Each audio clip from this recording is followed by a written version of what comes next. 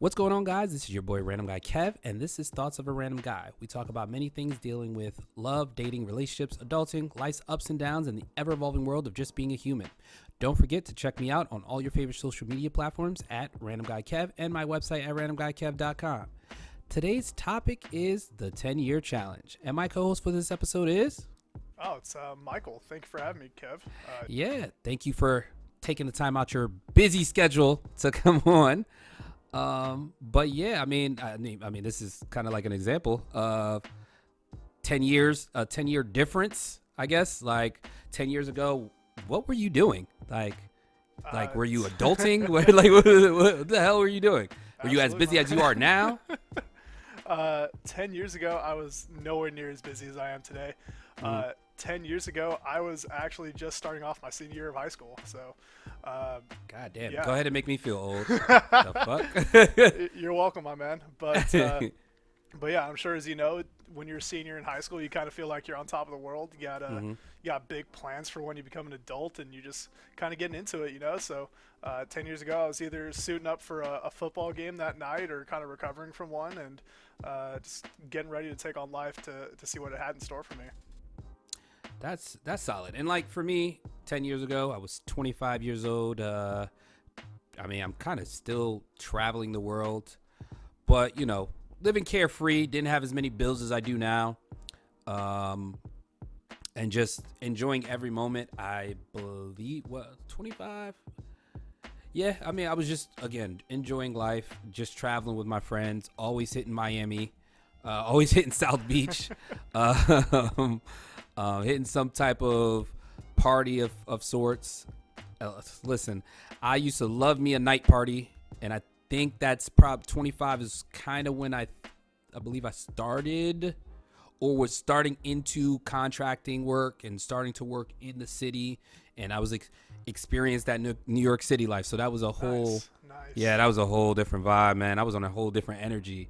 But so in the past 10 years. What has that taught you from, being a senior in high school up until now? Like, what have you learned about yourself? And do you feel like every year you've grown and taught yourself something new? Or do you feel like you've stayed somewhat stagnant or somewhat in a straight line? Like, what are your thoughts? So I would love to say I've learned something new over every single year, just getting a little bit better every single time. I wouldn't say that, 18 to 22 was any massive jump, if I'm being completely honest with myself. Just kind of living life day by day, not really caring about what the future entailed. I knew going in to my senior year what I wanted to get out of life. I knew I wanted to have established my career by at least 25, spend a couple years kind of experimenting, maybe go to school, try to find some type of specific subject to get into. But I knew I wanted to have my career in place at 25 years old. If I didn't have it at 25, like, what am I doing with my life, Mm-hmm. And just trying to figure that all out. And then after that, the next big milestone for me was like, okay, get your career by this date. And then I knew I always wanted to buy a home. Like, that was always the biggest thing for me. And here I am at 27 as a homeowner. And I'm very proud of the accomplishment. It's not in, from my original hometown where I'm at, but that's perfectly fine. I love the fact that I branched out a little bit, got out of the comfort zone. Mm-hmm. And I really feel like the real growth can never happen when you're comfortable, Like, you go to the gym and you're trying to work out, get looking good, get yourself shredded. But you can never do that without feeling sore the next day, You're constantly have to make yourself uncomfortable in order to get better. And that's something I have learned as, later on in life, probably around 24, when I met a very good mentor of mine. He basically told me that the best things in life are on the other side of discomfort. You kind of got to get that. Yeah, that's a good one right there. Absolutely. You got to get comfortable with being uncomfortable. And I think, that kind of ties into the fear of the unknown, because people don't like the unknown. They just I want to know everything. Like, yes, I want to, a lot of people set a timeline for themselves to reach specific goals. But I think when you come to the realization of just allowing things to happen and just taking that risk and being like, yo, fuck it, I'm just going to make that happen. things are just gonna happen. Absolutely. And like you saying, your goal was to be a homeowner, and you did that by the age of 27. That's solid. A lot of people, I don't think there's a timetable. Me personally, I don't feel like there's a timetable to achieve certain goals. And I know people that have gotten, went back to school at 32, got their masters, got their doctorates, things like that at 40 and 50, and they're just like, people are just like, oh, you should have did that when you were younger. It's like, no, everybody's direction in life is different. And them 10 years ago to them now, completely different person. Like, your priorities change, your life goals change, your objectives change. I feel like very regularly with whatever's going on around you. And for me personally, 10 years ago, I was enjoying life. I was enjoying the moments. I was experiencing everything. I was traveling as much as possible. And now, I'm still doing the same thing, but I know a lot of people that are around the same age as me. They're just like, yo, I wish I traveled as much as you. I wish I really lived life like you did when we were younger and stuff like that. Now I have a kid, and now I feel like I can't really do anything. You could do whatever you want as long as you set your mind to it. Get out of your comfort zone and just do it.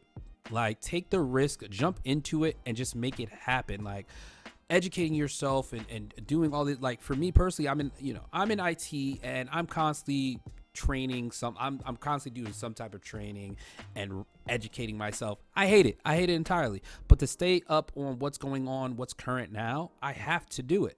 And this whole AI thing, like AI 10 years ago, it's movie stuff. Now it's literally like taking over everything.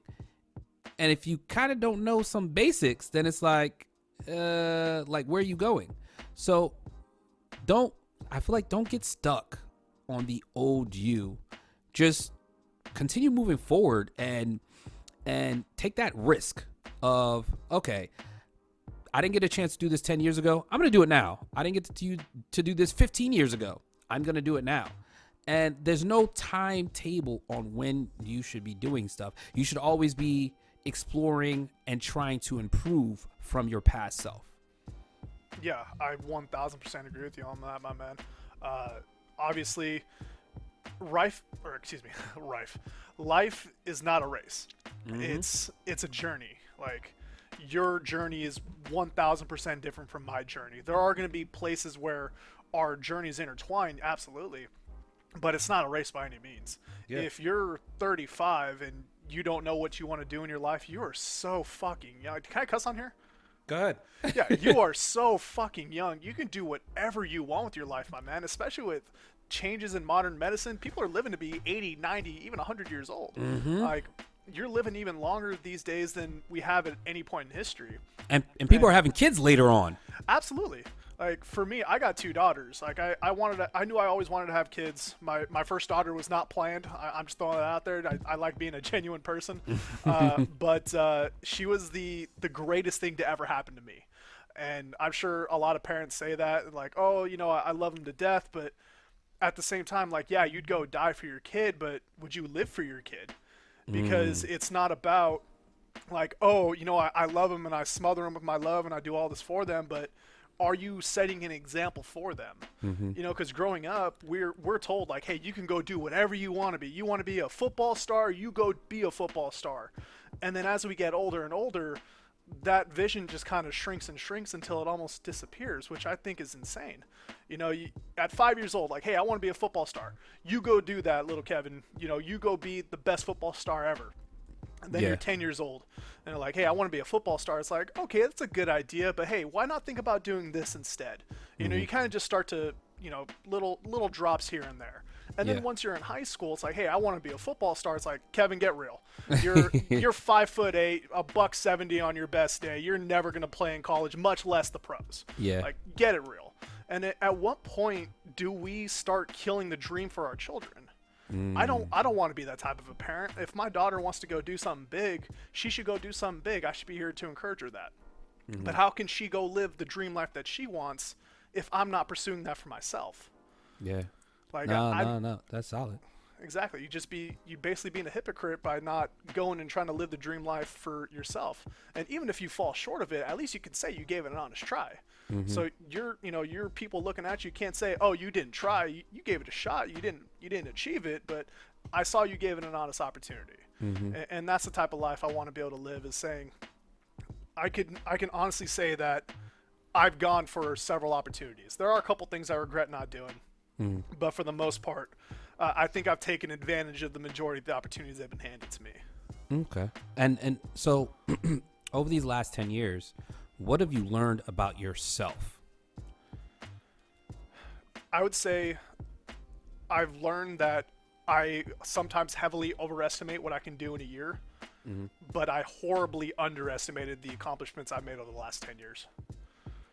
Like we all think like, oh, this is the year I go and I go viral on something and suddenly my life has changed forever, when the reality is that almost never happens. Yeah. Like you don't get those, Catch Me Outside girls. I don't even know what her actual name is, but she literally went from stardom like that, is instant.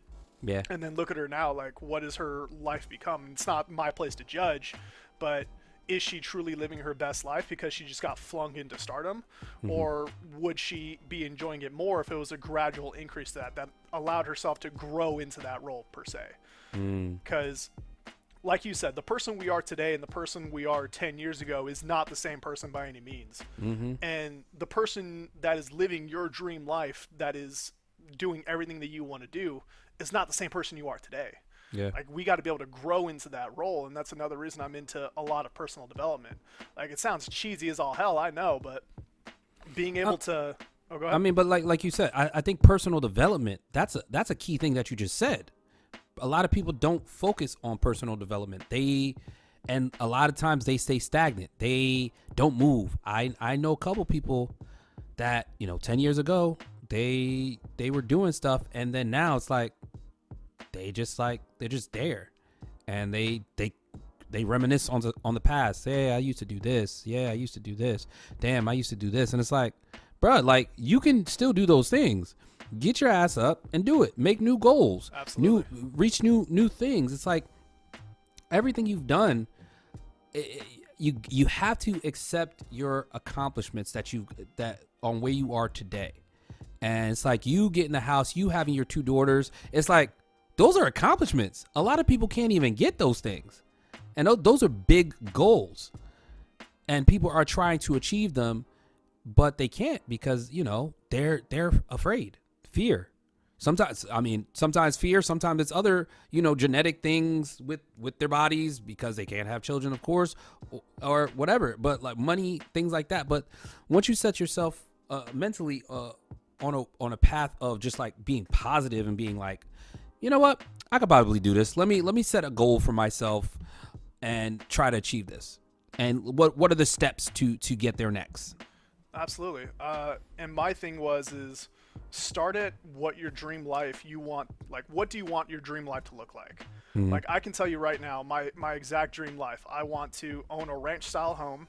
I want at least 25 acres, and it's not because I don't like people around me. It's I don't want to see my neighbors. I want to just say you don't like seeing people around. You want to be in a horror fucking movie. That's horror movie stuff, and I don't like it. Personally, I don't like it yet. Oh, it looks good at first, but then some killer comes in the back door, and who you screaming to? Yourself. Shit is over. I'm screaming to my shotgun pointed right at him, so that's what I'm screaming at, my brother. But anyways, so I know exactly what I want my dream home to look like. I know exactly what I want my dream property to look like. I know I want to take my daughters on 3 big trips a year. When I say big, I'm talking international travel. Like I want to go to Europe, I want to go to Africa, I want to go to Asia, Australia, South America. I want them to take in the world's culture. Yeah. I don't want them to just, oh, we live in Kansas City, this is the world. No. Kansas City is so small compared to the rest of the world. The United States is small compared to the rest of the world. And I want them to take in those cultures. Yeah. So that's that right there, like that, what you just said. I know a lot of people who are okay with just being home in their state, and they act like going to New York is like going out of the country. Going to Miami is going out of the country. No, there's more than that. There's more to experience in life than just an hour drive into the city. Like, yes, New York has a lot of culture, not a lot of different things, but actually trying something here versus trying it in its native land, it's completely different. Absolutely. It's a whole different vibe. And like, I'm so thankful I was able to go to Japan last year because, bruh, that was a great experience. That was an amazing experience. And then when I around 2015, I was able to go to Haiti for the first time. And that was a great experience, seeing my family there, not staying at a resort or anything, living with my family and stuff. Absolutely. This was right after the earthquake. Still things were still trying to get stabilized and stuff like that. So, we went out there, and the Haitian food out there, I'm gonna talk about food all the time, but just listen, like my aunt just, they went down the store, picked up killed chickens and got some fresh. The shit was just fresh. Yep.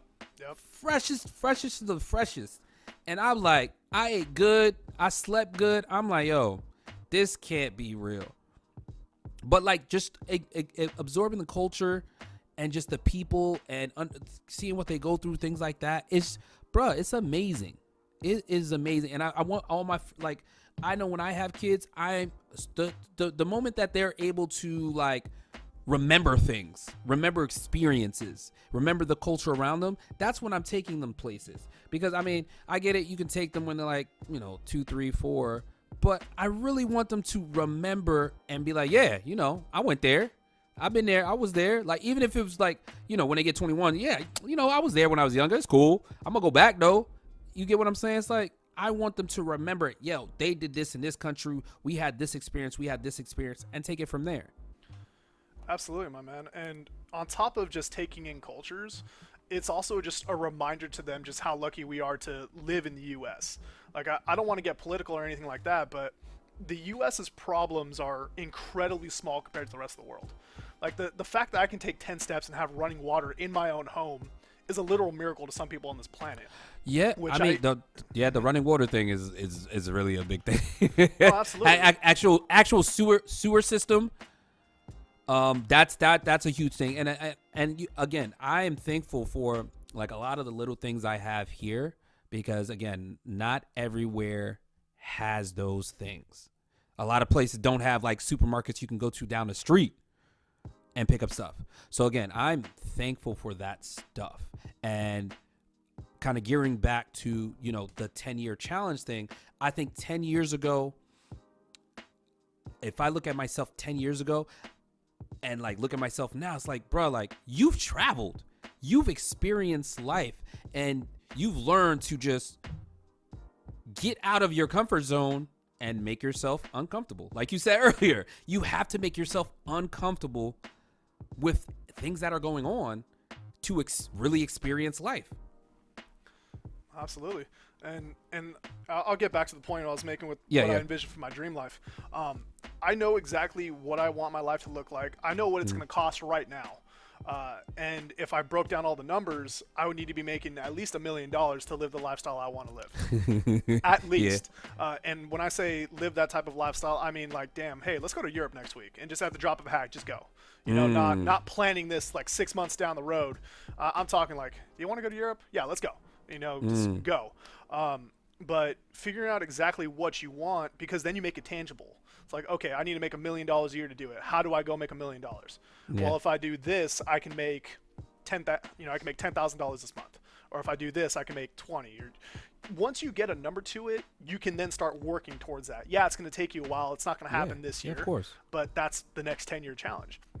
So if I go from making 100,000 this year to making 125 next year, I just got that much closer to my goal. But then that's what you said. You said it. This is my next 10-year challenge for myself. Exactly. That's solid. And a lot of people don't pre-plan a lot of things that they have set for themselves. They just kind of accept life. Exactly. And you can live life thinking like, oh, I'm stuck in this situation. I don't know what I'm doing to get out of it. Like, the hardest step is the first one. Yeah. Once you just start taking a step towards it, you can walk blindly for a little bit. Find someone who's living a life that you want to live and go talk to them. Yeah. Like someone who's literally successful, they have no problem talking to people that they'll never talk down to someone doing less than them. They never will. The Yeah. only people that really bring others down are those that are seeing others do better than they are. Yeah. Which for some reason, it's a very selfish trait. I'll be honest. I had a little bit of that in me when I was younger, and that's something I had to grow out of. You know, I had a bit of an attitude when I first met my mentor, and he's like, "Hey, why do you got to be an asshole?" You know, Yeah. it's like kind of putting me in check. You know, because he's already making like 600,000-700,000 a year. He's probably well over $1 million at this point. He's living a life that I want to live, and he's like, like you're just in this position. It's like, yeah, I'm here because I've been busting my ass the last 10 years to do this. Yeah. And it's like, I was in your shoes at one point, I was just some punk kid who was a former college athlete that got injured and couldn't do that anymore. So yeah, I was a little bitter against the world, but I had to pivot and I had to go make it happen. Just because your dream life doesn't work out the way it does at first doesn't mean it's unachievable. You just have to find a new way to get there. Yeah. Yeah. And that's the thing. It's like,